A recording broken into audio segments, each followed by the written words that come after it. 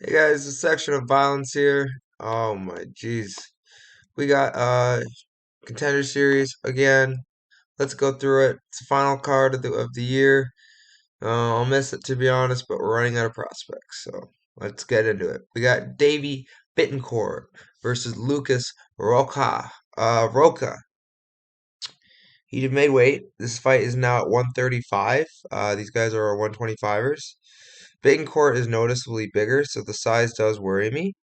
I'm gonna rock with my initial pick in Roca, but I do worry still about the size.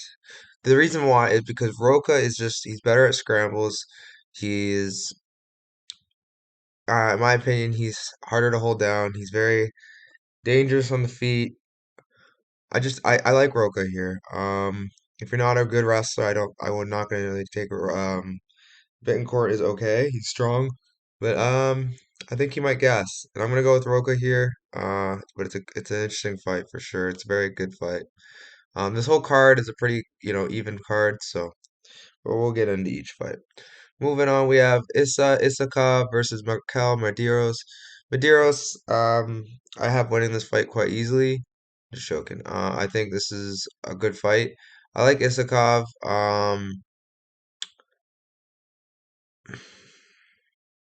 Isakov's okay.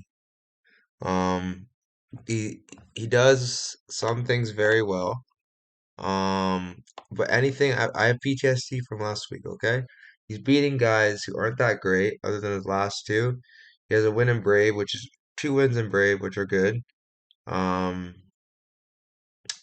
Losses aren't to bad guys, so I think this is a really good fight. I'm gonna go with Markel. I like Markel. Um, I think Markel has more tools to win. Um, Russians, it's all about if Markel stays confident. The reason why Markel sometimes can lose is he either sometimes gives up positions, which could somehow, like doesn't need to be like him on the ground, which we rarely see. He's usually pretty good at scrambling up and just getting up and staying, he's a pretty good grappler himself. The thing about him though that worries me is if he doesn't trust himself on the feet. Because sometimes he'll like, I don't know, like he'll give his opponent too much respect, and I think he has a lot. Obviously, you can't. Yeah, everyone has power. You got to be careful about that. But I do think if he just does his game and goes hard for 15 minutes and understands that this could be a rough first round, um, you know, I just think this is a good fight for him. The guys, this is a really good fight. The competition jump is a bit scary, but I do think Markel's is capable. He's a very, very talented fighter out of a good team. I do think he wins this fight. It is a closer fight, but I do think he wins it. Moving on, we have Therese Finley versus Yuri Panfarov. Panfarov's big man. He's a big boy, pretty jacked. Torres is a big boy as well, but more wide than big, tall. He's undefeated. Both of them are 6-0. Close fight. I'm gonna go with Torres Finney here. I just like his aggression. Um, he's pretty good, man. Like I really like his power. Um, he's coming to take you out, man. He hasn't really faced anybody yet, but it's a good fight for him. He's very athletic, explosive. Yuri, on the other hand, he's a really good jiu-jitsu guy. He's a purple belt. Pretty good, man. Like he's pretty crafty with his takedowns, his jiu-jitsu. He's not an elite wrestler, but he's pretty good. I really like his style. He trained a bit at Extreme Couture, I believe at least. I don't know. I know he trained at a local gym. I think Yuri has a good shot of winning this fight. I'm gonna lean towards Finney by wrestling, but I do think Yuri's a live dog here, and I do think Yuri has a good shot of winning this fight for sure. Moving on, we have Connor Matthews versus Jair Fair. All right, so if I'm hearing right, Kyle Browse in the corner of Jair Freeze, which changes everything because he's the IQ that they need to have at the time especially when you're fighting a guy like Matthews, who is very, very good with the jiu-jitsu, but not so much good as far as his wrestling is okay. It's pretty good, but it's not great. I think it's better than Faraiz's, but I'm gonna go with Faraiz. It's an interesting fight. I'm not confident either way.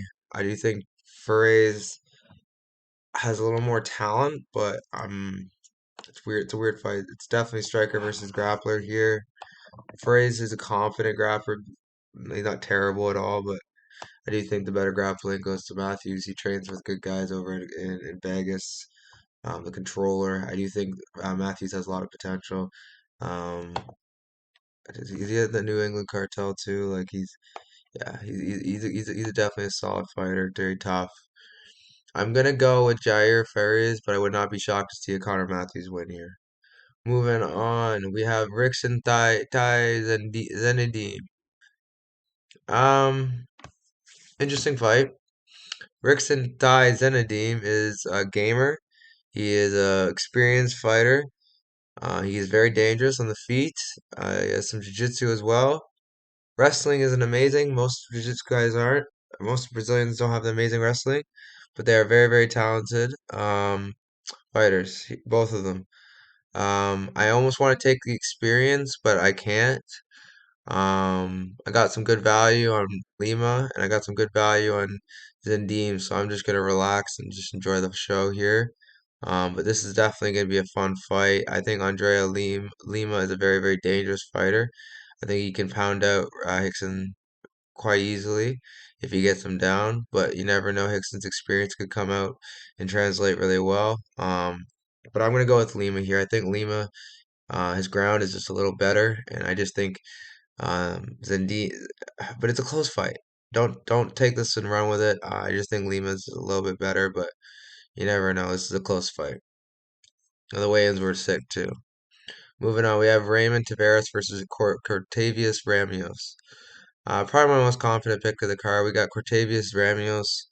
I like Raymond Tavares' hands, decent takedown defense, training at Team Alpha Male.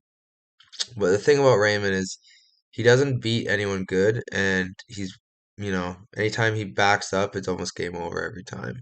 And you can't be backing up with a guy like Ramius. I do think Ramius has an opportunity to get chinned with Raymond's hands. He has really nasty hands.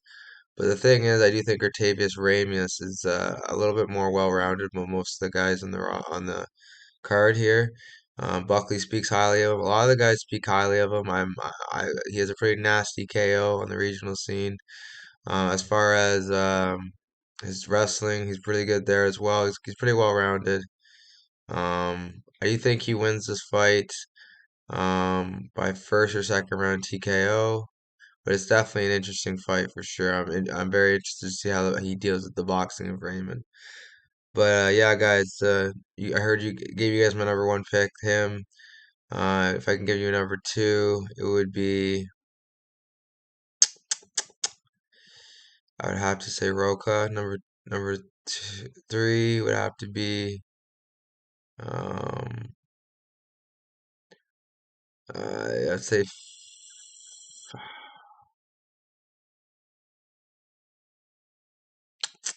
I don't know. I'd have to say it's a tie because I don't have a tie between the last three. I can't. Honestly, I can't decide.